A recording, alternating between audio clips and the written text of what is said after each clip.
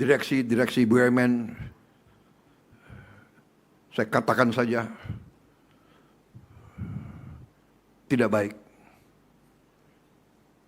Perang kemerdekaan ada beberapa fase.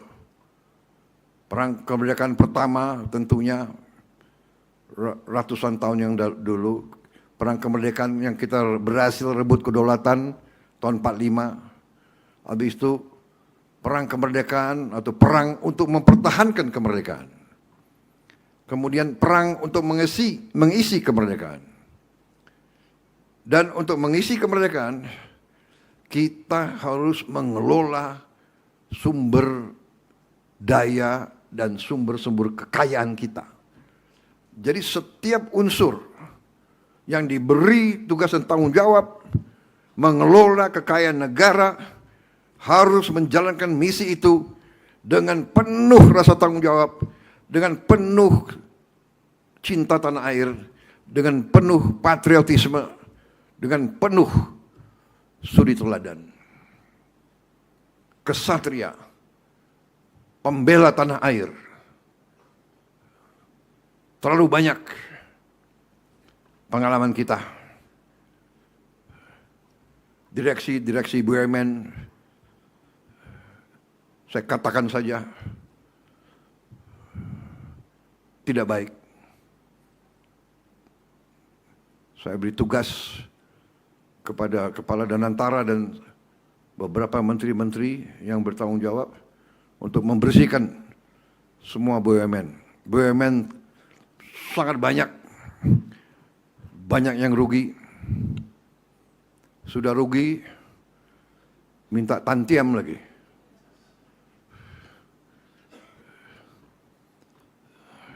Nggak tahu malu. Dablek menurut saya. Kalau nggak mau, kalau nggak sanggup mengabdi dengan penghasilan yang tersedia, berhenti saja, segera minta berhenti. Banyak yang siap gantikan, saudara-saudara. Saya percaya banyak yang siap gantikan. Saya kira yang paling penting itu kita menuju swasembada energi, kita mampu. Selama ini menurut saya tidak ada will. Selama ini banyak di posisi manajemen, di posisi kritis, membohongi atasan, menipu atasan, menipu presiden untuk mencari keuntungan pribadi. Sekarang harus hentikan seperti itu. Kita harus benar-benar menjaga kekayaan negara, karena kita butuh itu untuk memperkuat bangsa kita, menghilangkan kemiskinan, menghilangkan kelaparan, mengejar industri, mengejar teknologi untuk kita hadapi tahun-tahun yang akan datang. Saudara-saudara, persaingan global sekarang sangat ketat. Kalau kita tidak kuat, tapi kita kaya, bisa-bisa kekayaan kita direbut. Karena itu kita harus bekerja keras. Program hilirisasi kita membutuhkan uang. Tapi saya optimis dengan pengelolaan yang baik, kita akan mampu mencapai tujuan hilirisasi itu. Tahun ini dalam waktu dekat, saya diberi laporan kita akan mulai 34 proyek waste to energy, yaitu sampah kita rubah, kita bersihkan menjadi listrik. Ini sangat penting karena kita butuh sekarang membersihkan sampah kita dari kota-kota kita. Sampah itu sudah menumpuk luar biasa. ini sudah akan menjadi bencana.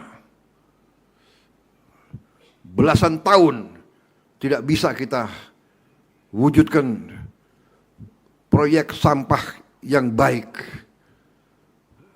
Kita sekarang akan mulai 34 proyek, tendernya dibuka mungkin hari-hari ini. Tapi ini butuh waktu 2 tahun sampai berfungsi. Kita juga dalam waktu berapa minggu ini, kita akan mulai, kita harapkan minimal 6 proyek hilirisasi. Mungkin bisa sampai 11. Nilainya adalah kurang lebih 6 miliar dolar. Dan kita juga akan menerima investasi besar-besaran dari luar. Saya perkirakan cukup besar investasi yang akan masuk. Kita untuk itu harus benar-benar siapkan awak, siapkan manajemen, siapkan manajer-manajer muda yang bisa menjaga, mengelola proyek-proyek ini. Total kita butuh sampai industrialisasi yang benar mungkin rencananya mungkin 10 tahun sampai 15-20 tahun. Tapi kita ingin mempercepat. Saya sangat optimis ini bisa berjalan. Saya orang yang tidak suka banyak janji, sehingga mungkin saya dituduh kurang komunikatif, tapi sekarang saya sudah buktikan. Yang dulu dikatakan MBG, makan bergizi, tidak mungkin berhasil. Ada tokoh-tokoh mengatakan, tidak mungkin berhasil, pasti gagal. Tapi ternyata hari ini kita sudah mencapai 58 juta penerima manfaat. 58 juta. Kalau Singapura itu jumlah penduduknya 6 juta, berarti kita memberi makan berapa? 9 ya? 9 Singapura. 9 Singapura kita kasih makan tiap hari. Lumayan ya. Not bad kan?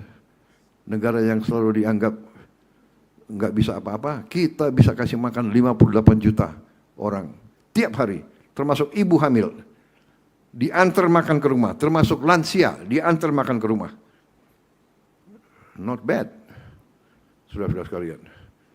Dan insya Allah, dan saya percaya yakin, akhir tahun 2026, Desember 2026, kita akan mencapai 82 juta penerima manfaat.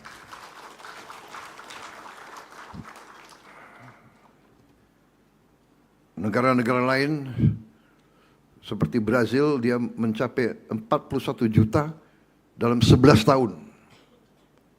Kita 58 juta dalam 1 tahun. Yang dianggap tidak mungkin dari segi manajemen. Ini sekarang kita sedang dibicarakan di mana-mana. Kita menjadi studi kasus bagaimana bisa kita hasilkan seperti ini. Sama juga tadi swasembada pangan, makan bergizi, Koperasi Merah Putih. Banyak yang mengatakan, untuk apa Koperasi Merah Putih? Kita akan buktikan. Akhir Desember 2026 nanti akan ada minimal 40.000 koperasi. Sudah beroperasi, sudah berjalan. Ekonomi nanti bergerak dari bawah. Pertumbuhannya nanti akan membanggakan kita semua. Saudara-saudara sekalian, saya kira itu yang ingin saya sampaikan. Selamat. Terima kasih Pertamina. Terima kasih ESDM. Lanjutkan pekerjaan ini. Saya titip benar-benar, ya, hasilkan Pertamina yang hebat, Pertamina yang efisien, Pertamina yang jadi national champion, kebanggaan seluruh bangsa.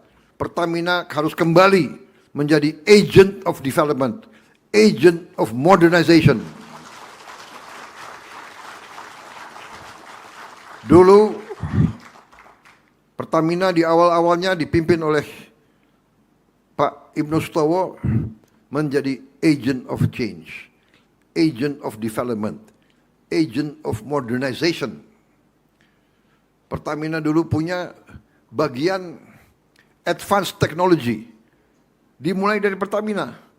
Advanced technology ini dipimpin oleh seorang insinyur pulang dari Jerman namanya B.J. Habibie. Bagian ini di Pertamina akhirnya menjadi BPPT. Akhirnya menjadi Nurtanio, IPTN, PTDI, menjadi PT PAL, dan sebagainya, dan sebagainya. Pertamina, agent of change, agent of development, agent of modernization. Pertamina dulu, Pak Ibnu Sutowo yang menggagas food estate, mulai dikerjakan di Sumatera Selatan. Tapi ya tentunya yang disampaikan Menteri SDM, ada pihak-pihak yang selalu menurut saya tidak patriotik di dalam tubuh kita, tapi mungkin saya tidak mengerti apa sudah dibeli oleh bangsa lain, akhirnya berusaha menggagalkan kemampuan kita sendiri, menggagalkan prestasi kita sendiri. Kita dibuat tergantung, import beras, import garam, import negara, 3/4-nya laut, import ikan. Luar biasa.